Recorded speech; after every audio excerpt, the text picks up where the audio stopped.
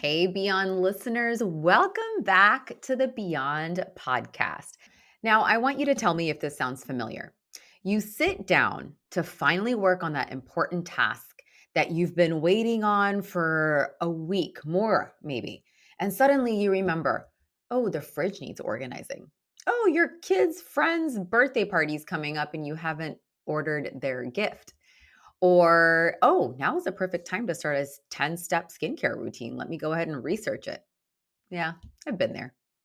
If you have a million things to do, but instead you find yourself scrolling through Instagram, this episode is for you. If you have a million things to do, but instead you start decluttering your closet, this episode is for you. If you have a million things to do, but instead you start reorganizing your spice drawer, I'm raising my hand right now. This episode is for you. That is procrastination. I've been there, you've been there, we all have done it. But why? If you've ever wondered why you procrastinate, especially on the important things, keep listening. Today, I will be breaking down the science of procrastination, how it's tied to your mindset, and most importantly, how to break free from that vicious cycle so you can feel more in control of your time and energy. Welcome to the Beyond Podcast. Let's get to it.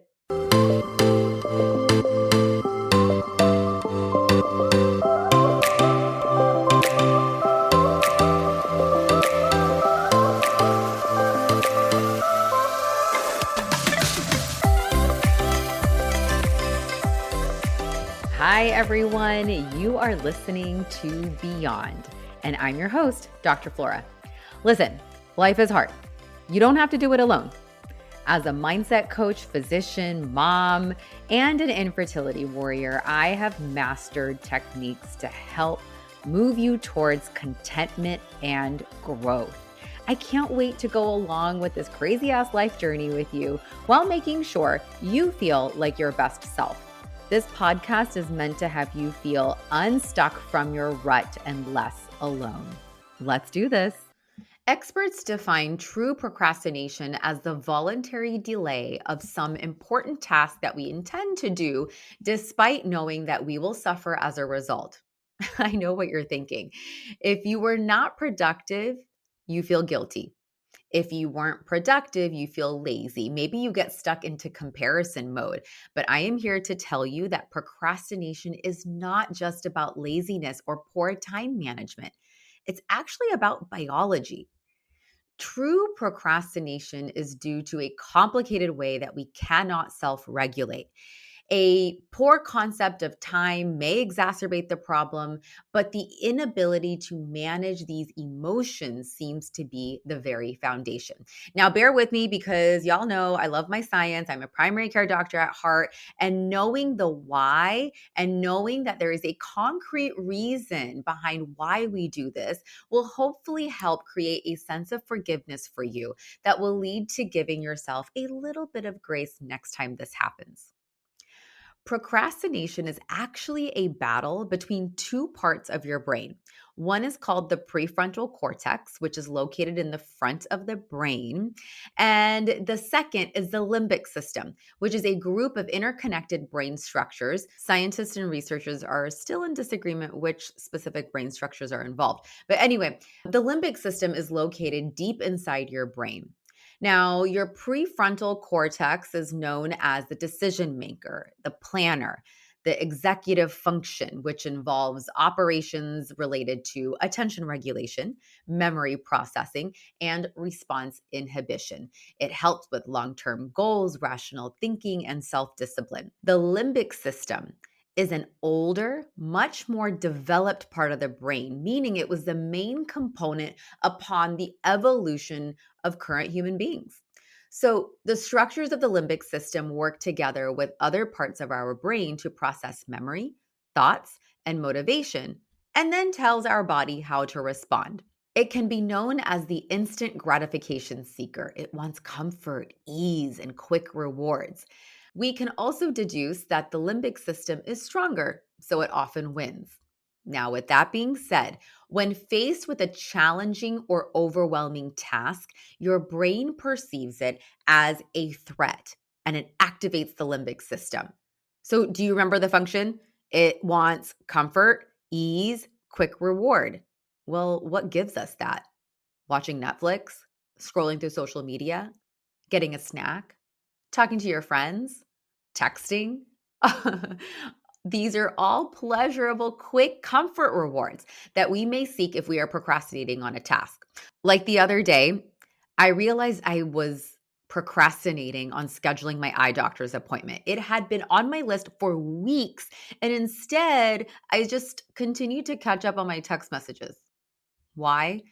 Because calling the eye doctor is an inconvenience. It is annoying because I have to deal with insurance issues. It may even lead to bad news because I'm getting older. So my brain sought an escape. Now, for women specifically, procrastination often ties back to mindset blocks like perfectionism. If I can't do it perfectly, I'll wait till I can. I once had a client who wanted to apply for a new job. Now, she had been thinking about this for almost a full year. She was unhappy at her current position and wanted to see what else was out there.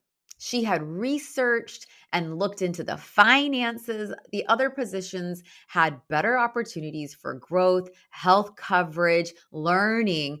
However, she kept delaying because she didn't feel ready enough. It was a slightly different position, a little outside her comfort zone. And she continued to think, oh, I need to take one more course. Oh, I need to update my LinkedIn. Oh, I need to rewrite my entire resume perfectly before I apply. So she continued to put it off. It wasn't until I came into the picture as her coach and told her, look, I want you to apply when you are 70% ready, not 100, not 110%, 70%. So she looks at me and said, well, Flora, I think I'm ready now. My resume's up to date. I've done the research. I've done the pros and cons. I've done everything. She applied. She took that leap. She got the job and she's flourishing as we speak. The second reason why procrastination pertains to women specifically is the fear of failure.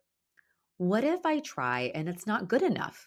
This one hits us particularly because we are less likely as women to take risks due to the fear of failure, while our male colleagues have the confidence to reach for goals that they may not be 100% ready for. I've not only seen this in myself, but those around me.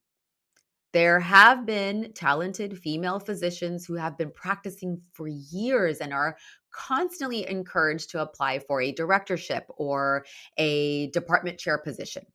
They want to do it. They're definitely qualified. They are very capable. But that fear of failure, I don't have as much leadership experience as some of my other colleagues. Or what if I'm really bad at this and everyone sees it? Okay, well, that negative voice leads them to not applying. And instead, they watch other people, maybe someone less qualified, but more confident, take the role. And that cycle continues. That fear of failure leads her to stay where she is and then reinforces the belief that she's not ready. The third reason is being overwhelmed. There's so much to do, I don't even know where to start. I have felt this for sure. And so many of you have messaged me over Instagram and asked me, how do I start my to do list when everything needs to be done like yesterday? Everything feels urgent, but isn't. But you learn to live in that urgency. Now, living in urgency does not feel good. Your brain perceives it as a threat. So, what do? Postpone, procrastinate. The next reason is people pleasing. I know this hits home to many of you. I'll do what others need first, then get to my stuff eventually, if I have time. I can apply this to myself in that eye doctor appointment because I have made all of my daughter's doctor's appointments and follow ups and lab draws and medication refills. However, making a simple eye doctor appointment for myself took me a few weeks. All right.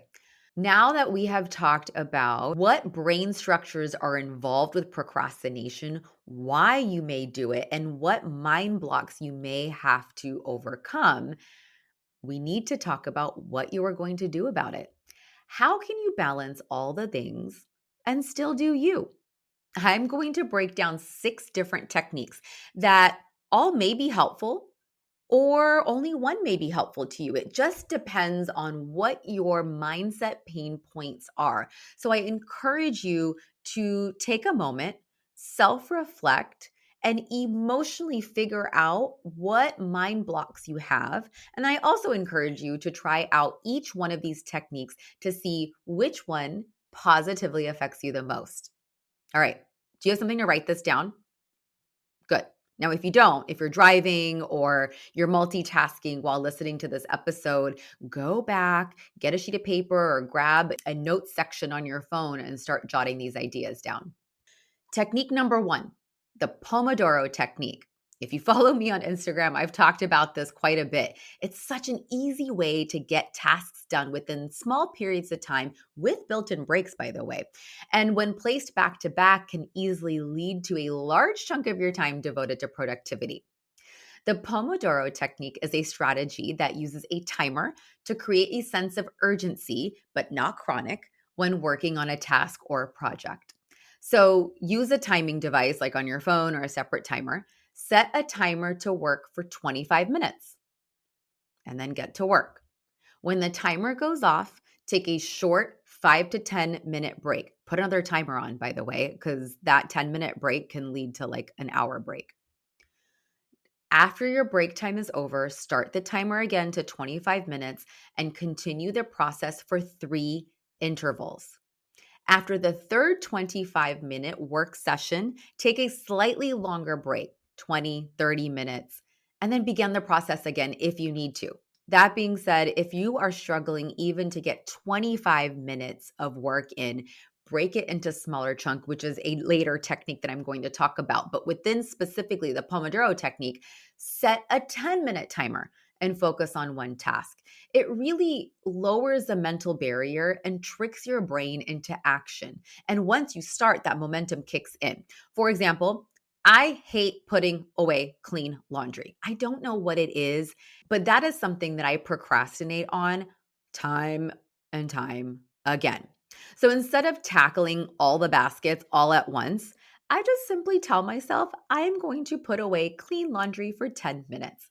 I put on a timer, and when that timer goes off, I stop and then go back to another task with that I was originally working on. So I'm still working towards completing putting away clean laundry. It's just not all at once, and I take it in small chunks. Technique number 2 is habit stacking. Pair the task with something that you already do. It's a simple but powerful way to create new habits by pairing them with existing ones. So instead of trying to carve out extra time for a new routine, you stack it onto something else that you're already doing. A very common example I use with almost all of my patients who want to start strength training but are unable to find the extra time to do so. I suggest habit stacking a little bit of resistance training to their walks. So I usually use this for a lot of my newer moms who are dealing with the exhaustion of the newborn stage, but love to go on walks with their babies. In these cases, I suggest wearing ankle weights or a weighted vest to pair with their walks. I also suggest this to some of my older patients who are already walking as a social activity.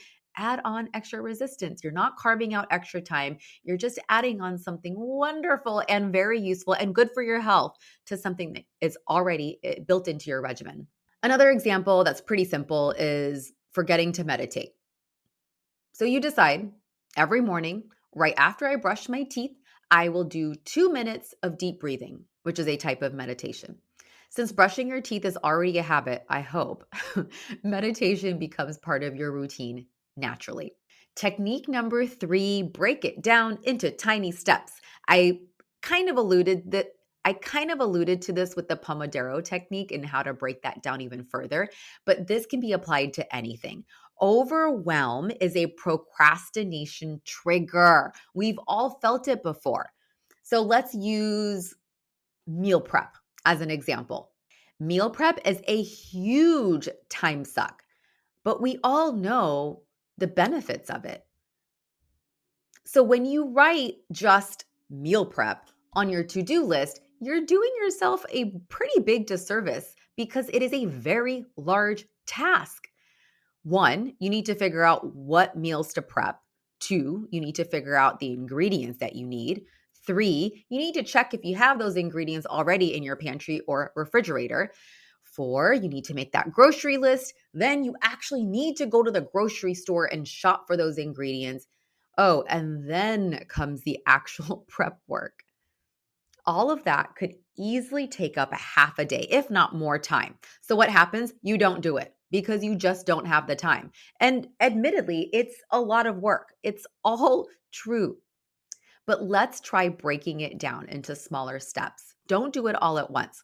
For example, maybe on a Thursday, you figure out meals that you would like for the week. And then maybe on a Friday, you figure out the ingredient list, check your fridge and pantry, and write out your grocery list. And then that Saturday, go grocery shopping, or if you don't have time to do that, Instacart it. And then maybe you start half of the meal prep on that Saturday when your groceries come, and then finish it on a Sunday. See how we can break these down into small steps. We're not doing it all at once. And it seems easier, it seems doable to have on your Thursday to do list, create a meal plan for the week versus create a meal plan, check the ingredients, check if I have it, make your grocery list, and then go grocery shopping and then actually prep.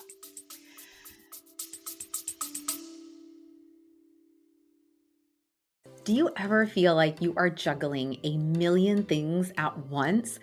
Especially if you are a business owner. You're trying to grow your business, but also, run your business. It can feel like you are drowning in your to-dos with barely a moment to breathe, let alone dream bigger. I have been there. Now, look, I tried hiring a gamut of virtual assistants, but it often felt like there was just one other thing on my to-do list. I had to spoon feed tasks, constantly check in, recheck their work, and still worry about things slipping through the cracks. It wasn't until I found Savannah and Natalie at Every Virtual Solutions that I truly understood the difference between help and the right kind of help. They have extensive marketing, development, and executive assistant backgrounds so they can take the weight off of your shoulders so you can focus on what you do best, being the visionary. Book a free discovery call on their website and mention this episode for a 10% discount for your first 6 months. Head over to everyvirtualsolutions.com. That's EVERAE virtualsolutions.com. Whether it's web design, content creation, email management, social media, PR, or anything in between, I know you will find a way to work together to lighten your load. It's time to end the burnout and start focusing on you. The fourth technique, shift your identity. This is where mindset work is so important. We have the ability to change our negative voice, neuroplasticity. This is science that supports the ability to change your mindset and make new pathways.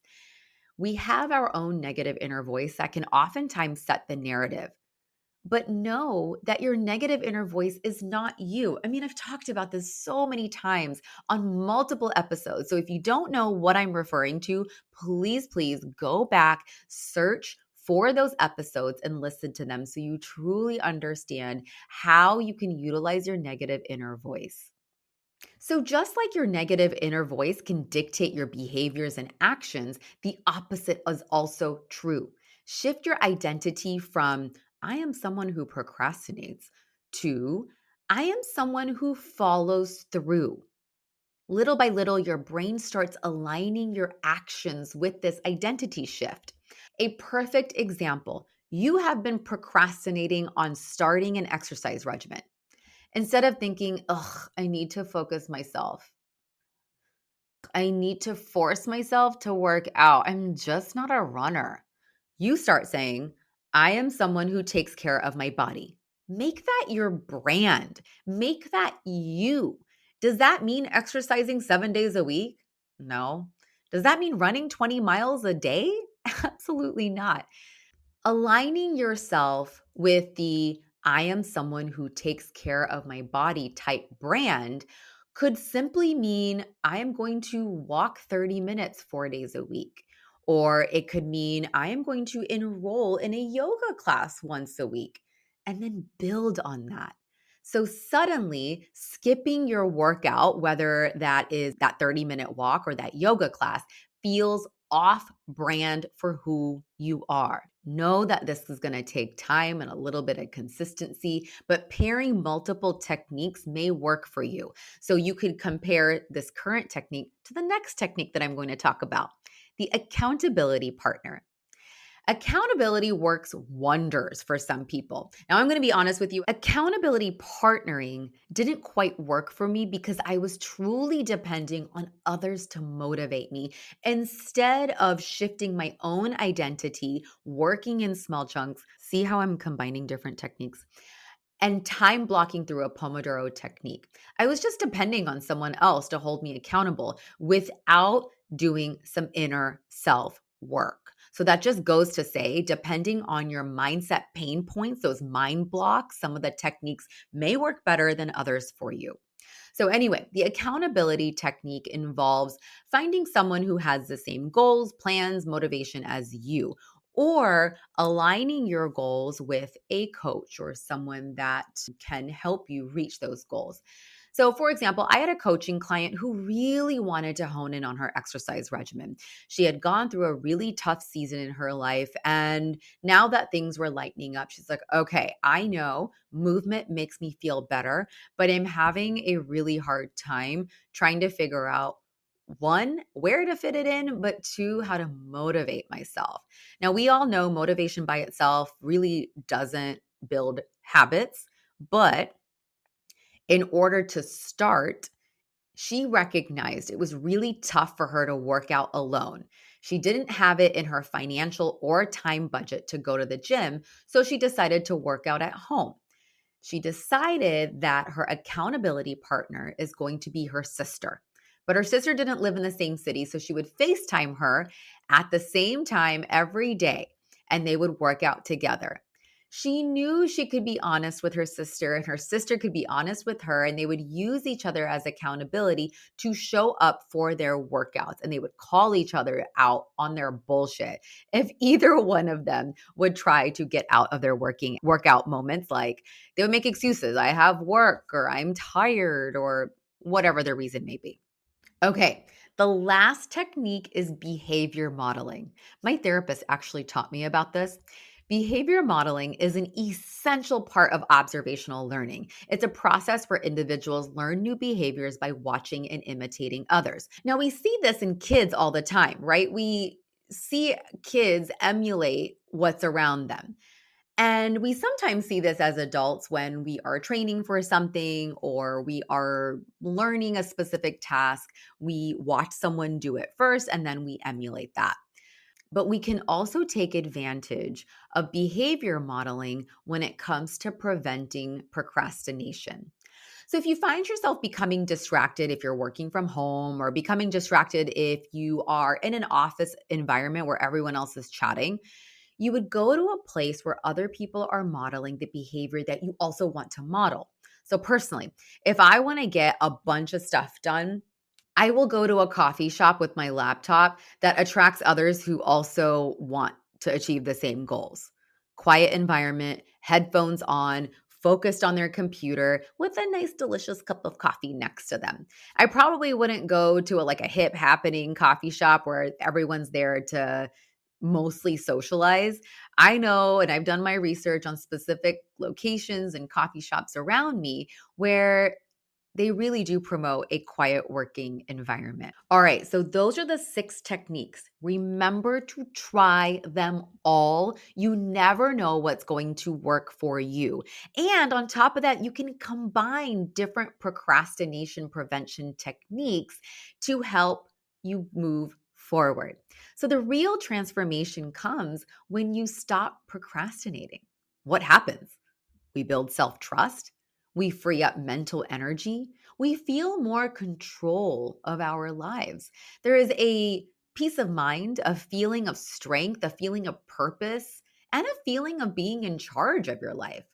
Now, as a mindset coach, I can't help but to add, we all procrastinate. Please keep this in mind. It is okay, but not all of us are chronic procrastinators. I'm going to repeat that. We all procrastinate, but not all of us are chronic procrastinators. Change that inner voice. You can make small changes and build upon those habits. Action breeds clarity. So the more we do it, the easier it gets. I really hope this episode gave you some real tangible takeaways to help you shift your mindset with procrastination. But here's the thing. This podcast is a two-way conversation, so I would love to hear from you. If something in today's episode resonated, DM me at the Beyond Podcast. That's at the Beyond Podcast on Instagram, or share your biggest takeaway on your stories and tag me at the Beyond Podcast. I really do love connecting with you. And if you found this episode to be helpful, the best way to support the show is to hit that follow button on your listening platform, leave a quick rating and or review, and share this episode with your mom, your sister, your partner, your friend, your colleague, whoever needs to hear this. Let's continue to help each other to live beyond our labels and boxes. Your support truly means the world to me. Thanks for tuning in. And as always, remember, friends, mindset is medicine. Keep showing up for yourself. And I'll see you next time. Bye. Thank you so much for joining and spending your precious time here with me. As someone who prioritizes her energy, I am so grateful that you chose to spend yours here. To help me help you, please take an extra 30 seconds of your time to rate and review the podcast on your listening platform. For more tips and a behind-the-scenes look into my life, follow me on Instagram at Dr. Flora Sinha. That's Dr. Flora Sinha. Finally, connecting with you truly fills my cup. So DM me on Instagram, email me at florasinhamd@gmail.com, repost if you love this episode. I love hearing from you. I am so grateful for you and cannot wait to be back for the next episode. Bye.